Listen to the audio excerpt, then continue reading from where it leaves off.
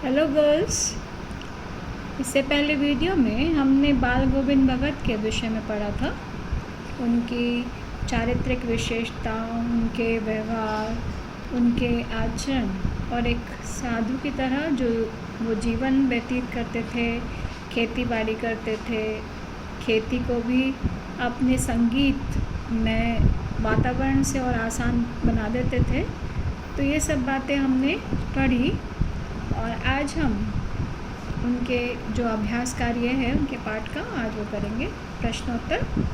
खेती बाड़ी से जुड़े गृहस्थ बाल गोविंद भगत अपनी किन चारित्रिक विशेषताओं के कारण साधु कहे जाते थे। जो बाल गोविंद भगत थे वो क्या थे? गृहस्थ थे, खेती बाड़ी करते थे। उनका आचरण साधु जैसा था। सबसे पहली बात यह थी कि वे अपना जीवन यानी साहब यानी जो कबीरदास जी थे उनको समर्पित किए हुए थे। वे स्वयं को भगवान का बंदा मानते थे। वे अपनी कमाई पर पहले भगवान का हक मानते थे। इसीलिए फसल जब उनके खेत में फसल उगती थी तो सबसे पहले उसको कबीर मठ पे ले जाया करते थे। वहाँ से जो वापस उनको प्रसाद मिलता था उसी से अपने परिवार का गुजारा करते थे। वे अपने जीवन को भगवान की देन मानते थे। इसीलिए वे मृत्यु को दुख नहीं बल्कि उत्सव मानते थे। उन्होंने अपने पुत्र की मृत्यु पर उत्सव मनाया था। तो ये उनकी चारित्रिक विशेषताएं थी। भगत की पुत्रवधू उन्हें अकेला क्यों नहीं छोड़ना चाहती थी। यानी जब उनका एक अकेला पुत्र जो था उसकी मृत्यु हो गई थी तो जब उन्होंने उसकी पतोह को भेजना चाहा और उसका दूसरा विवाह करना चाहा तो उसने मना कर दिया पुत्रवधू ने, क्योंकि अब बाल गोविंद भगत अकेले रह गए थे, वृद्ध थे, तो उनकी सेवा कौन करता। तो इसीलिए वो उनको अकेले नहीं छोड़ना चाहती थी। भगत ने अपने बेटे की मृत्यु पर अपनी भावनाएं किस तरह व्यक्त की।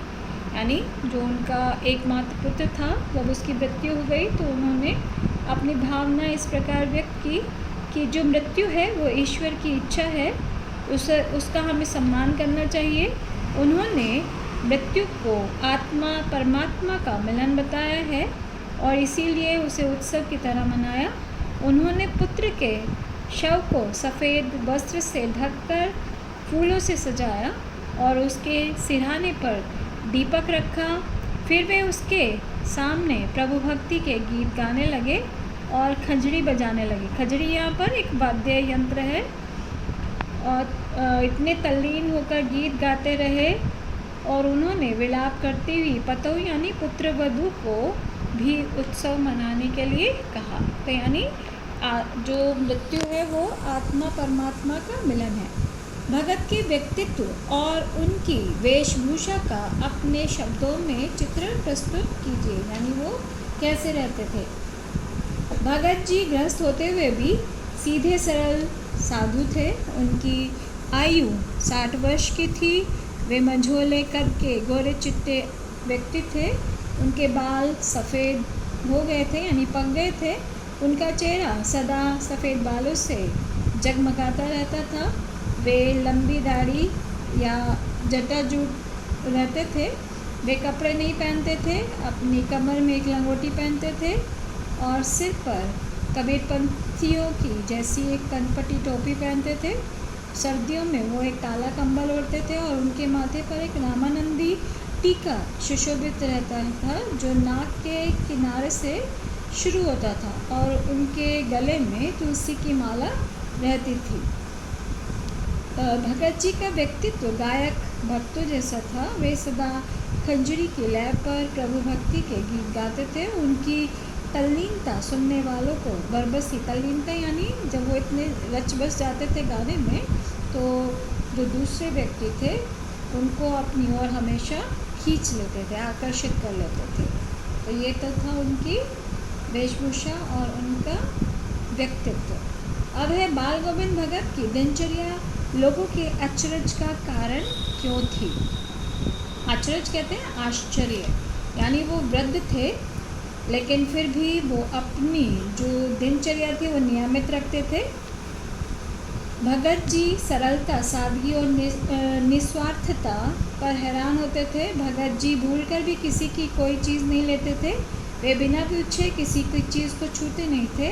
यहाँ तक कि वो किसी के खेत में शौच करने भी नहीं जाते थे। लोग उनके इस खरे व्यवहार पर मुग्ध थे। लोग तब और भी ज़्यादा आश्चर्यचकित होते थे जब वो प्रातःकाल में उठकर 2 मील तक स्थित नदी पर स्नान करने जाते थे और वापस फिर गांव के बाहर स्थित पोखर पर वो प्रभु भक्ति के गीत गाया करते थे। उनके इन प्रभाती गानों को सुनकर लोग वास्तव में सचमुच में हैरान हो जाते थे। तो ये था उनकी दिनचर्या जो आश्चर्यचकित कर देती थी। पाठ के आधार पर बाल गोविंद भगत के मधुर गायन की विशेषताएं लिखिए। बाल गोविंद भगत प्रभु भक्ति के मस्ती भरे गीत गाया करते थे। उनके गानों में सच्ची टेर होती थी, यानी एक वास्तविकता होती थी। उनका स्वर इतना मोहक, ऊंचा और मतलब आरोह अवरोह गाते थे और सुनने वाले भी मंत्रमुग्ध हो जाते थे। औरतें उस गीत को गुनगुनाने लगती थी। खेती में काम करने वाले किसानों के हाथ और पांव एक विशेष लय में चलने लगते थे। उनके संगीत में एक जादू था। वह मनमोहक प्रभाव सारे वातावरण पर छा जाता था। यहाँ तक कि घनघोर सर्दी और गर्मियों की उमस भी उन्हें अपने इस कार्य से डिगा नहीं पाती थी, यानी वो जो नियमित थे उनके कार्य वो उसको करते थे। यहाँ पर कुछ मार्मिक प्रसंग आए हैं। उनके आधार पर बाल गोविंद भगत प्रचलित सामाजिक मान्यताओं को नहीं मानते थे। पाठ के आधार पर उन प्रसंगों का उल्लेख कीजिए। ये आपके पाठ के प्रसंग आ जाएंगे। समाज की मान्यता पर विश्वास नहीं करते थे और पति की चिता को पत्नी आग नहीं दे सकती थी। पत्नी को चाहिए कि वह पति की मृत्यु पर विधवा बनकर सास ससुर की सेवा में दिन बिताए। बाल गोविंद भगत ने इन सब मान्यताओं के विरुद्ध व्यवहार किया। उन्हें अपने बेटे की चिता को अपनी पुत्रवधू के हाथों आग लगवाई।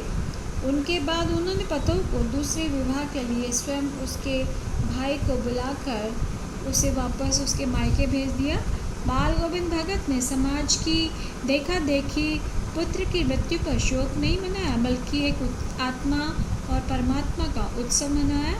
इसलिए वे शोक मनाने की बजाय प्रभु भक्ति के गीतों में तल्लीन हो गए और उन्होंने अपने पुत्र वधू को भी शोक न मनाने की सलाह दी। तो यहाँ पर इस प्रकार सामाजिक मान्यताओं का उन्होंने विरोध किया। धान की रोपनी में के समय समूचे माहौल को भगत की स्वर लहरियाँ किस तरह चमत्कृत कर देती थी, उस माहौल का शब्द चित्र प्रस्तुत कीजिए। यानी जब खेत में धान बोया जाता था तो उस समय का वर्णन आपको पाठ के आधार पर बताना है। खेतों में धान की रुपाई चल रही थी। बाल गोविंद भगत एक उंगली से धान के पौधे को पंक्तिबद्ध यानी लाइन में लगा रहे थे।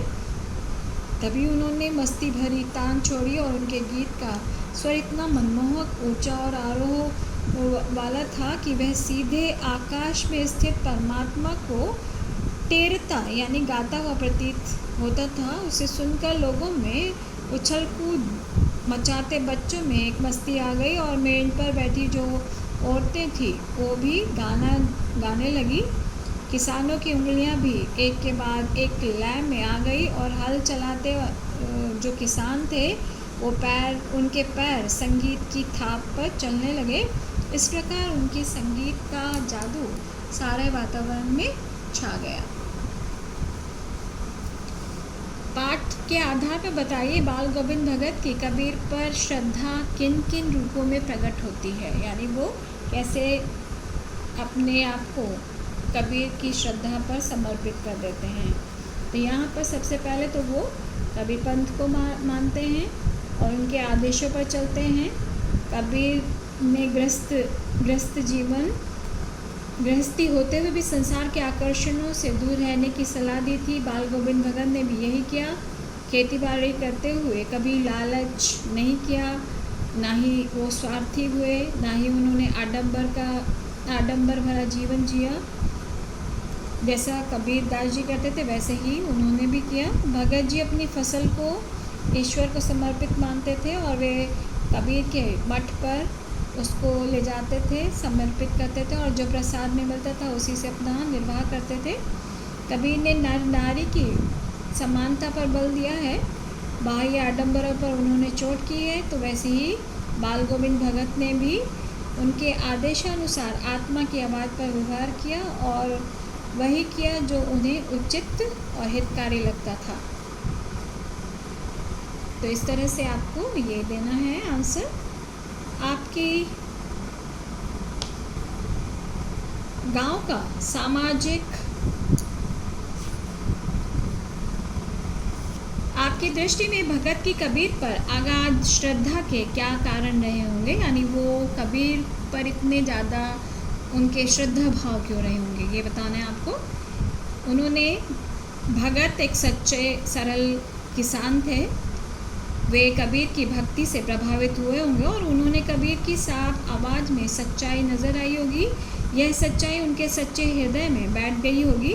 उन्होंने तब से अपनी आत्मा को कबीर के चरणों में समर्पित कर दिया होगा। उन्होंने कबीर को अपना गुरु मान लिया होगा और अपने जीवन को उन्हीं के अनुसार ढाल दिया होगा। तो इस तरह से हमें उनकी अगाध श्रद्धा के विषय में पता चलता है। गांव का सामाजिक सांस्कृतिक परिवेश आषाढ़ चढ़ते ही उल्लास से क्यों भर जाता है। जैसे कि मैंने आपको पहले बताया था, हिंदी मंथ के नाम आपको याद करने होंगे। ये नाम इस प्रकार हैं, जैसे चैत्र, वैशाख, ज्येष्ठ, आषाढ़, श्रावण, भाद्रपद, अश्विन, कार्तिक, मार्गशीर्ष, पौष, माघ और फागुन। यानी चैत्र में जो नवरात्र शुरू होते हैं, तो नया साल संवत हमारा चैत्र मास से शुरू होता है हिंदी मन के अनुसार। तो आषाढ़ यानी जैसे वर्षा ऋतु, जब वर्षा ऋतु आती तो आषाढ़ का महीना होता है, इसलिए आपको बताया। तो यहाँ पर इस प्रश्न में हमारा जो देश है भारत, वो क्या है, कृषि प्रधान देश है। यहाँ के गांव कृषि पर आधारित हैं। कृषि पर, जैसे कृषि में किसकी आवश्यकता होती है, पानी की, तो वर्षा ऋतु जो है वो खेती पर डिपेंड करता है कि जैसे ज़्यादा वर्षा होगी तो खेती भी अच्छी होगी। इसलिए आषाढ़ मास में गाँववासी बहुत प्रसन्न नज़र आते हैं। वे साल भर आषाढ़ मास की प्रतीक्षा करते हैं ताकि खेतों में धान रोप सकें। धान जानते हैं किसको कहते हैं, चावल। उन दिनों बच्चे भी खेतों की गीली मिट्टी में लथपथ होकर खुश होते हैं और खेल करते हैं। औरतें नाश्ता, कलेवर कहते हैं नाश्ते को, परोसती हैं और किसानों का भरपूर सहयोग करती हैं। किसान हल जोतते हैं तथा दिन भर की खेती करने के बाद वो जो उनकी फसल उगती है उसको देखकर वो प्रसन्न होते हैं। उन्हीं दिनों गांव का सामाजिक वातावरण भी सांस्कृतिक रंगों से भर जाता है। ठीक है। अब दूसरा 12वां प्रश्न आपका, ऊपर की तस्वीर से यह नहीं माना जाए कि बाल गोविंद भगत साधु थे, क्या साधु की पहचान पहनावे के आधार पर की जानी चाहिए? आप किन आधारों पर ये निश्चित करेंगे कि अमुक व्यक्ति साधु है? तो ये प्रश्न आपको स्वयं करना होगा। जैसे कि आप देखते हैं जो ढोंगी होते हैं, जो वेशभूषा होती है वो दिखावा करते हैं, लेकिन उनका व्यवहार एक साधु सच्चे व्यक्ति की तरह नहीं होता है। तो इसको आप प्रश्न को करेंगे आप। नेक्स्ट देखेंगे, मोह और प्रेम में क्या अंतर होता है? भगत के जीवन की किस घटना के आधार पर इस कथन को सच सिद्ध करेंगे? तो यहाँ पर मोह और प्रेम में निश्चित रूप में अंतर होता है। मोह में मनुष्य अपने स्वार्थ की चिंता करता है, यानी अपने विषय में सोचता है, और प्रेम में वह प्रिय के हित को देखता है। तो यहाँ पर बाल गोविंद भगत ने अपने व्यवहार से ये सिद्ध कर दिया था कि उन्होंने अपनी पतों के प्रति मोह प्रकट न करके बल्कि प्रेम प्रकट किया और उसको अपनी सेवा के लिए नहीं रखा, बल्कि उसका भविष्य के चिंता करते हुए उसको दूसरा विवाह करने की सलाह दी। तो यहाँ पर प्रेम और मोह में अंतर आपको पता लग गया।